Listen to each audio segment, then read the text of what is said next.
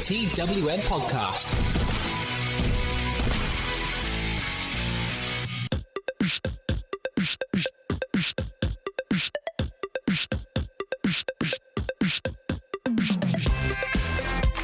Hello and welcome to TWM Talks, part of the TWM Podcast Network, bringing you news, reviews and interviews 6 days a week, available on Apple and Google Podcasts, Spotify, Stitcher, Acast, TuneIn, Podbean and wherever else you get your pods. Also available on YouTube, so if you're there right now, please leave a subscribe, smash the like button and turn on notifications if you don't mind.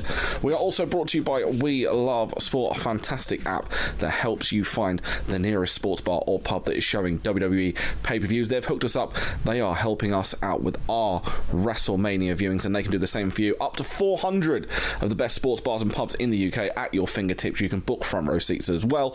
Go and find the We Love Sport app on the Apple and Google Play Store, welovesport.co or We Love Sport UK on social media. In addition to that, wrestlecrate.co.uk, they're also helping you out. You can get up to 3 free items if you use the code TWM Wrestling. You put that code in, sign up with WrestleCrate, and if you stay for 3 months, you get 3 free items. 2 months, 2 items. 1 month, 1 item. It's a fantastic deal. TWM Wrestling is the code at wrestlecrate.co.uk. This episode, we have Adam Cailler talking to NWA star Royce Isaacs. A big thank you to the Jewish Telegraph and their editor, Paul Harris, for helping out with the audio on this one. Adam and Royce talk about his faith, the NWA, Kamille, and his thoughts on MJF. Definitely an interesting listen to check this out. This is when Adam spoke to Royce Isaacs. I don't sound too nasally, do I? Nah, you're fine. All right, cool. Have you got the same kind of flu that everyone seems to have? Yeah, I'm. It hasn't been too bad, but I got a little bit sick a few days ago. I got on the meds early, but I'm kind of nasally anyway, so I was like, oh great, this is gonna sound terrible. So I know what you said about your Judaism, but we'll stop there. So first of all, where were you born and raised? I was born in Meriden, Connecticut. I lived there for like the first 8 years of my life, but I lived in Denver, Colorado for like 20 years after that. So that's kind of where I consider myself raised or brought up. Okay. And how old are you? Yeah. I actually turned 31 on Saturday. Happy Thanks, man. It's one of those things, like, the older you get, you're like, oh, like, this isn't like a cool thing anymore. Like, I'm not having a pizza party. I'm just like, oh, well, 1 year older now. That's cool. Yeah, I'm a year younger than you, so I'm kind of getting to that point where birthdays don't really mean much. Oh, you still have so much youth, so much life ahead of you, man. Yeah, I know. You're good to go. Yeah, depressing. Anyway, so talk to me about your Jewish upbringing. What kind of upbringing did you have? So it was an interesting one because my mother's Jewish and my father is Catholic. So I'm an interesting mix. But the cool thing was, like, they were both pretty, I don't know, I guess open-minded, and I got to do a little bit of both.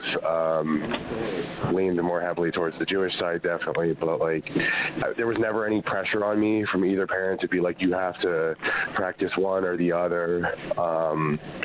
You know, like, I don't know, my parents are both very, like, accepting, cool people, and I think that, I don't know, that helped me. Like, that was a good thing to get experience with both sides, and I don't know, I think as an adult that's kind of helped shape me. You know, now if I'm home for one of the holidays, I'll definitely practice with my mother and all that. But it's not like I'm, still going to temple and whatnot. Yeah. But it's like something that's definitely, I think, shaped me. I don't know. I have a lot of pride in that side of me, and there's actually a surprising amount of Jewish wrestlers and auxiliary talent that I know and that I'm friends with and that I keep in touch with on the regular. So it's kind of nice to have like my own community within wrestling. I was going to say, does it help when you're at a show, like someone's Jewish, you kind of sort of gravitate towards them? Does that help a lot? I don't know if it's ever been intentional, but like one of my best groups of friends that I'm in a group chat with that, like we talk every day and we all just happen to be Jewish. Like it wasn't like a conscious decision of ours. It just kind of ended up that way for whatever reason. I guess the tribe sticks together, baby. Did you go to bar mitzvah? Yeah. Oh, yeah. Which shul? Back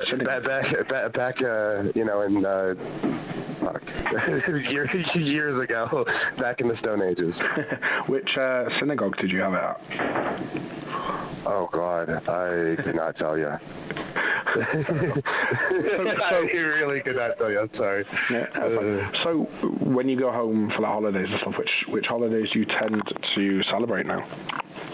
I mean, obviously, Hanukkah, Passover when I can. It's hard to travel without, like, there already being, like, I know everyone takes off around December, so it's always a lot easier to do Hanukkah and whatever. I tend not to be home for the Passover as much anymore. But can you read Hebrew? No, I cannot, unfortunately. Oh, that makes two of us. All right, cool. So, I was like, damn.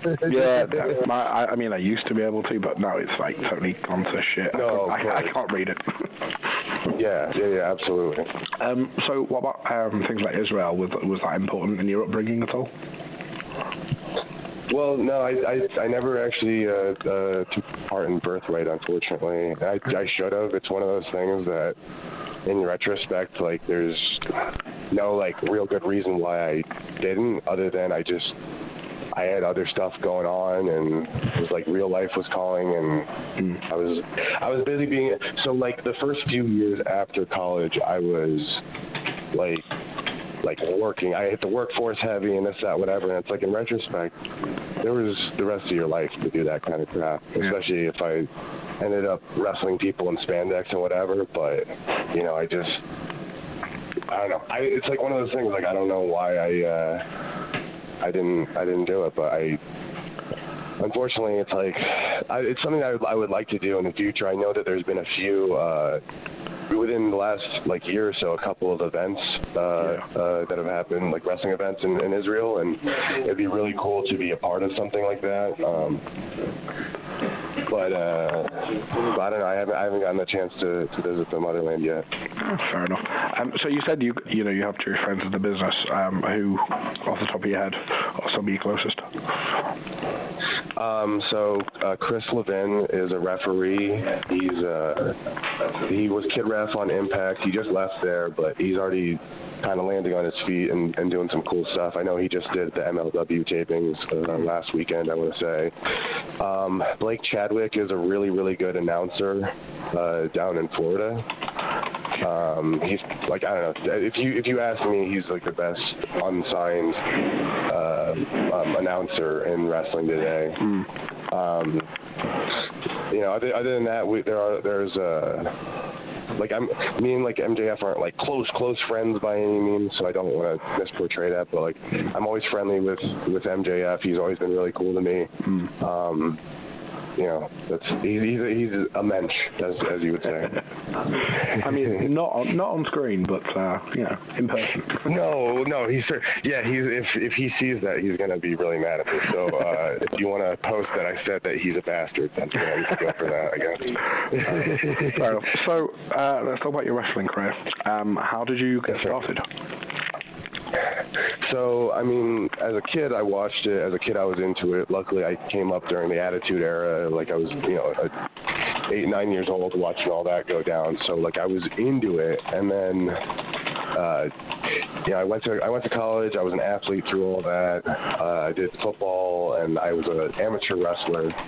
And then I was just out working like a real job for a few years, but I always, like, I had the itch for something else, and and somewhere in the back of my head, the wrestling was always there in a way. And then I want to say, so I was 25, and one of my friends ended up going to an indie show in Colorado, and so I went along with him because, like, I literally did not think that indie wrestling was really a thing. Like, I didn't know that it was an option in Colorado anyways. Like, I knew that, like, Ring of Honor and PWG existed, but that's about it. And so as soon as the show was over, I talked to the promoter, and he told me where to train, and I started training like 2 days later. Like I just jumped right into it, and it went from like a kind of like an interest, like, oh, this would be a really cool thing to try out, and like maybe I can tell my kid one day, like, oh, here's like a picture of me wrestling, and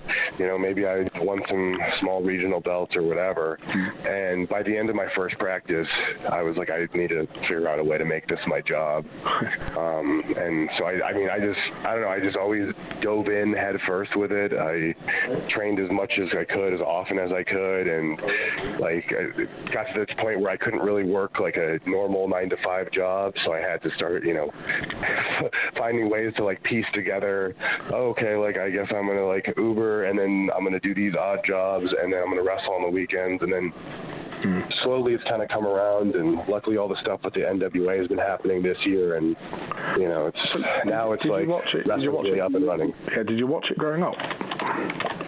Yeah. So I was a big fan of, like, I was more of a WWF at the time guy.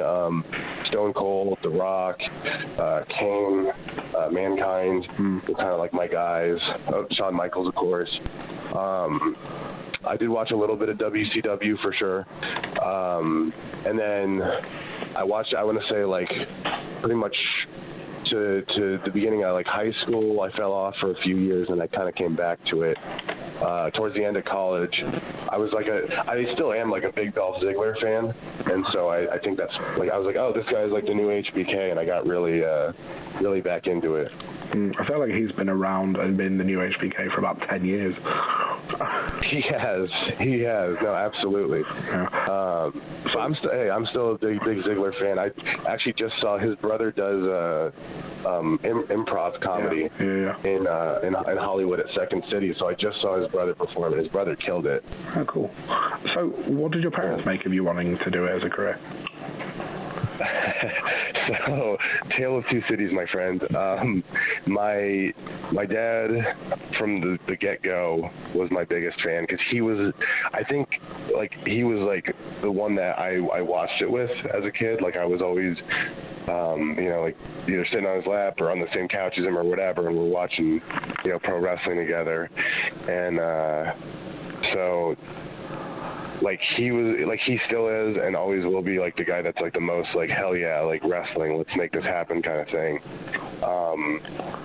I'm really lucky, and I'm also lucky that the NWA tapings are always in Atlanta, because it's not very far from, he lives in Charleston, South Carolina now, so he always ends up driving over and watching me wrestle, and he's way into it.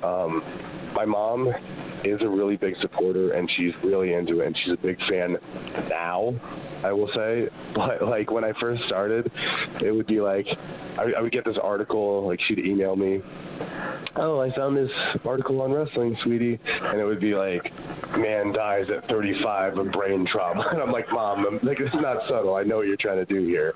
But also, like, I know it was because she cared. Like, it wasn't like ever malicious. It was just like my mom was worried that I was like throwing away my brain cells for no reason, or, you know, going down a path that wasn't good for me, because I had done like some jobs that I'd been pretty successful at, like when I was a retirement home salesperson, and I was like making really good money, great benefits, working all these, you know, easy hours, and then it's like, oh no, I'm going to be an indie wrestler, and I'm going to drive all over the place, I'm going to beat my body up for $20 and a handshake or whatever. So I get it. She wasn't wrong, but it wasn't, I think in like 2016 or so, I had a WWE tryout, and then I had my first tour of Japan, like right near each other, and at that point I think she realized, oh, okay, like he's having some success, like he could actually really make something of this. And since then she's been a really, really big supporter of mine, and I appreciate that. It's just, you know, she was my mom, so she was worried about me, and yeah, that's what Jewish mothers do, right? They schwitz. Yeah, just a bit. So you had that trial in 2016. How did that come about, and how did it go? So I mean, I think I just kept annoying different people that I would get their contact info that were within WWE, and eventually they were like, all right, we'll just give them a tryout and shut them up. And so I did that. I got into like really amazing cardiovascular shape. Physically, I thought that the tryout went really well for me. I think that I could have had a better practice match. I think I could have had a better practice like promo. It is what it is. I also think I was definitely a lot greener than I am now currently. I think if I would have maybe done Japan first and then the tryout, not that I could pick the order, but like if it would have been in an opposite order, maybe the turnout would have been different. But I don't really know. Like you can speculate all day, but at the end of the day, kind of things worked out for a reason. I'm in a great spot now with NWA, and I think that waiting a little bit longer to be with a major company and letting myself mature as a wrestler and as a human has been beneficial for me. So, it's like, I don't know. I don't think the tryout went terribly, but at the same time, it certainly didn't go good enough to get a job. So, how good could it have gone? TWM podcasts are brought to you by We Love Sport, the fantastic app finding you your nearest sports bar showing the latest WWE pay-per-views. We Love Sport has over 400 of the best sports bars and pubs in the UK at your fingertips and allows you to book front row seats, giving you the best views of the action. You can also check out what sports are being shown over the next 7 days, making sure you don't miss a second of the action. Download the We Love Sport app on the App Store or Google Play Store. Follow We Love Sport on all social media platforms at We Love Sport UK and check out welovesport.co.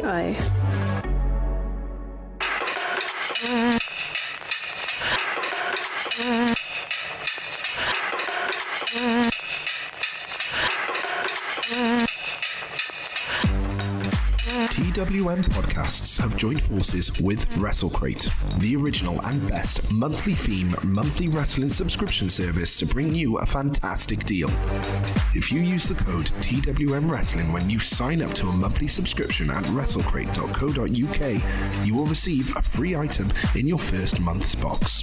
Then, if you stay for another month, you'll get a second free item. And then, if you stay for a third month, you guessed it, we'll give you a third free item. It's as easy as 1, 2, 3. WrestleCrate brings you the best swag from the biggest companies and names in the wrestling world. We're talking t-shirts, photos, pins, DVDs, vinyl figures, and loads more from WWE, Progress, Shakara, NXT, Fight Club Pro, and loads more. That's WrestleCrate.co.uk and use the code TWM Wrestling for up to free items, all thanks to WrestleCrate and TWM. So who was the tryout against? Your tryout match? I wrestled Marcus Lewis, who's a Northern California wrestler. All right. So, yeah. Okay. Yeah, I live in California now, so I see Marcus all the time. He's a good dude. But like it's more on me, like that. I think that I wasn't as experienced as I am now, and I'm sure the pressure of everything kind of got to me a little bit, and it is what it is. But like I don't think it was an awful match by any means. I just think that I could have had a better match for sure. Yeah, fair enough. So you went to Japan shortly after. What was that experience like? I mean, because it's a little bit different from where you grew up. Man, Japan was like a dream come true for me for sure. I was always into Japanese culture as a kid, like even before I knew that they had wrestling over there as much. Like I've just always been into it. I've liked Asian cinema, I've liked Japanese culture, and so that was a dream come true. I was lucky enough. I wrestled for DDT Pro Wrestling. I did 3 total tours over the course of 2016 and 2017, and I mean I can't say enough positive things. Like DDT is an amazing crew. They're like everyone that works there they're good people and they're amazing wrestlers. And so to get to work with those guys was just, I don't know, it was amazing. Like I loved both the wrestling part of it and just getting to explore and try out the cuisine and experience some of the culture. Like everyone should get to experience that at some point in their lives, because I think it's good. It's good to get out there and see something different than just like, your backyard and the same old people, Yeah. Well, the audience is obviously very different out there. How do you kind of adapt to that when a lot of people tend to want to feed off the crowd? I mean, it is different, but it's not like, I don't think it's as different as people make it out to be. Like, good wrestling is good wrestling. You just have to learn how to kind of pace it correctly, and I thought it helped me grow a lot as a wrestler, like how to learn to slow down, because there are certain spots where it's like they'll get loud for you and they'll cheer for you, but it's like you have to give them that pause, which, if you're going a million miles an hour and it's move, that's fine, but move, pause or whatever, and let them know, okay, you can cheer now, because they're just trying to be respectful. It's not like, like the difference is that they don't want to make as much noise while you're going because they want to respect your craft and show you that they're paying attention or whatever. So it's like, I don't think it's like that big of an adaptation, but I think it can help you with, even an American audience, because it's always helpful to give people, like, you get that realization of, oh, I'm letting them digest what they just saw. And even if you're an American audience that's making noise the whole time, anyone needs time to process what they see, you know what I mean? Or what they're feeling or what they just experienced. So I thought, to me, it just helped me grow as a wrestler, but at the same time, it wasn't like I was inventing something new or like had to completely retool everything that I did. It's just something where you're mindful of, okay, well, I didn't get a reaction there because I didn't do this, or I didn't whatever. Like, you also don't want to go there and just completely be, like, change your style. Like, they have a million, Japanese wrestlers that are amazing at what they do. So you have to go there and still be an American wrestler and do your own thing, because that's unique and that's what you're, being paid for. Fair enough. So NWA, you signed with them sort of mid last year, I guess. Yes. What's that been like? Because it's a seriously different product to everything else that's out there. Yeah, no, I mean, NWA has been a huge blessing for me. I really love the crew that we have over there. I think that, like, everyone on board is, like, they work really hard, and, it's like more of, like a grassroots, like we're all rowing on the same boat trying to make this thing happen. I think our staff, like, it's like, we don't have this huge office of a billion people that can all do, these different jobs. It's like, you can count the number of office workers we have on, a hand or two, and it's like they're all working their butts off, and all the wrestlers are like full steam ahead as well. It's been really cool to see, like, we've already had such growth. I feel like, NWA Power is doing really good. We've managed to do a couple of internet pay-per-views, and all of them have done better than, like, the previous one and such. So I don't know. I can't say enough. I think that, yes, it's a very different product, but, like, that's a good thing. I think there's not enough of that. Like, it's good to try something different and to give an audience a different stimulus. You know what I mean? Like, I don't know. I think there's obviously in anything there's copycatting of what's successful, but, like, if you find your own lane and your own niche, then, to me, at least as an artist, that's more fulfilling, and I think the audience will appreciate that as well. And your characters kind of had a bit of an evolution on screen. I don't really know how to describe going from being in a really good stable to this May Valentine thing. So what's it been like for you dealing with that change?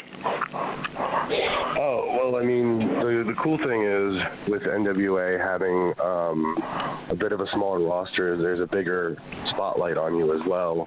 And it's really cool that I get to kind of experience both, to be in strictly business and then also have kind of my own single storyline going on the side with May Valentine.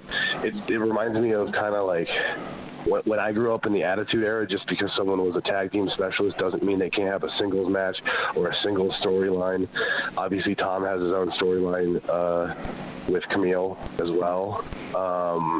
And Nick has single stuff going on, but it also will involve all of us. So it's, I don't know, to me it's like obviously it's easy to care about someone if they're the champion and they're the main guy and there's the main spotlight, but you have to still give time and give spotlight to characters that aren't currently, you know, like the main people, because otherwise how is anyone ever supposed to care about them or get behind them?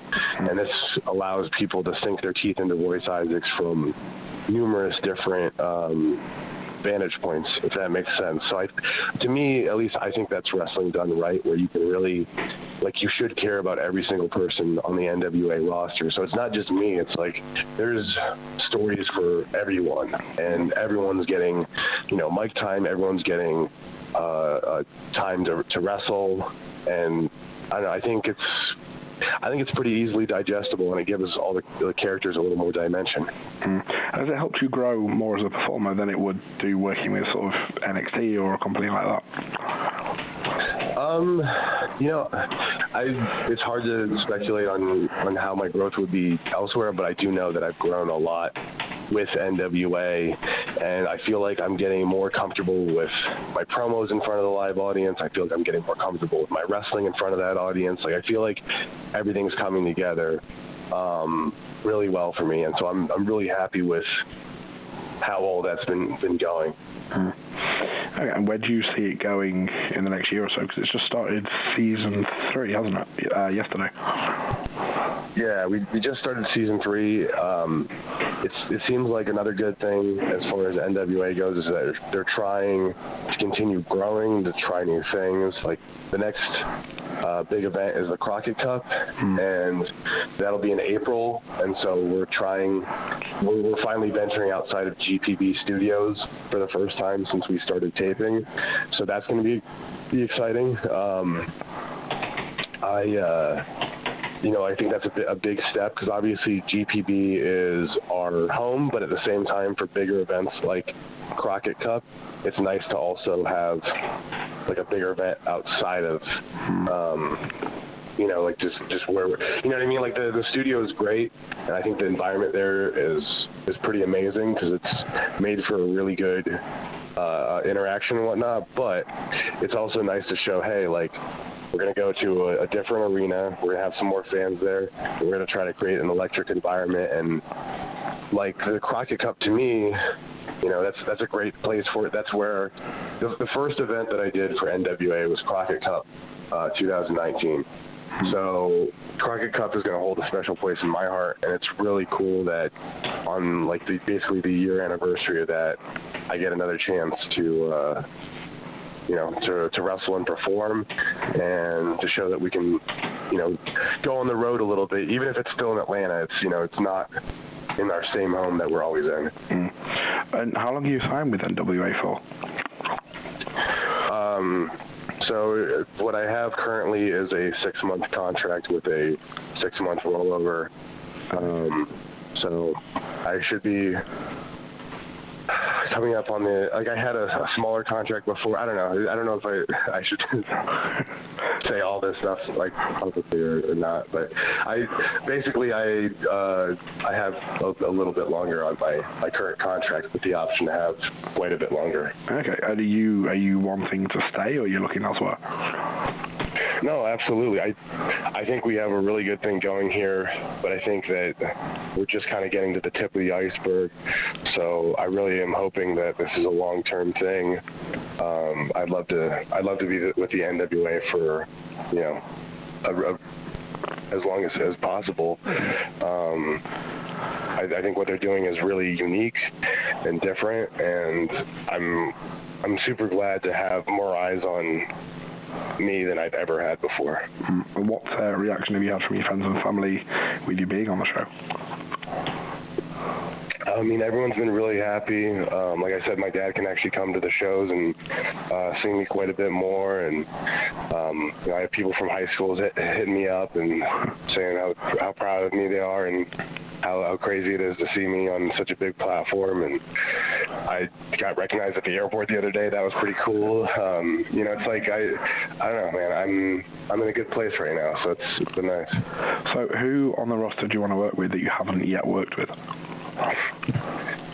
I think that Zicky Dice to me is someone that is an interesting character that I'm not sure how Royce Isaacs and Zicky Dice would interact, but I think that it would be interesting because he's a heel as well, so I could see us being friendly, or I could see us being rivals because we're almost trying to outdo each other. And I think that would be a really interesting dynamic.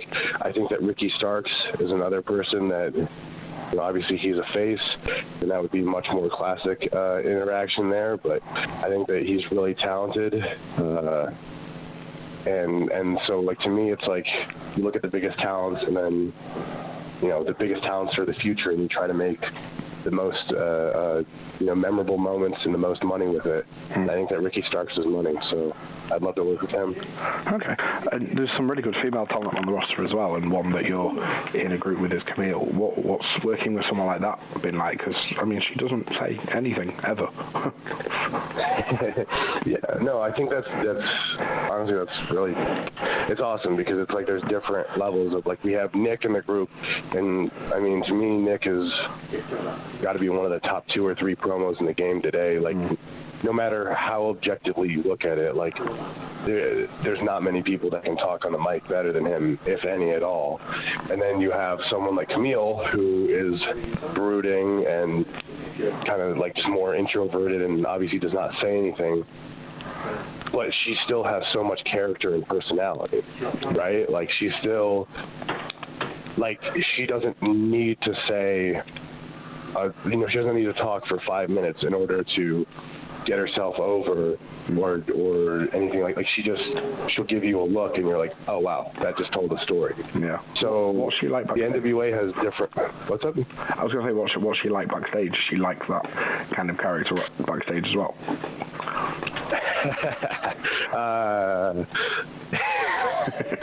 Yeah, I don't think I can divulge anything other than that. So yeah, she's definitely Camille's great. She's a killer talent, and the NWA is doing all the right stuff with her. Cool. Okay. So last question: Where do you see your career going in the next, say, 5 years? Well, hopefully a couple more NWA World Tag Team Championships with my boy Tom.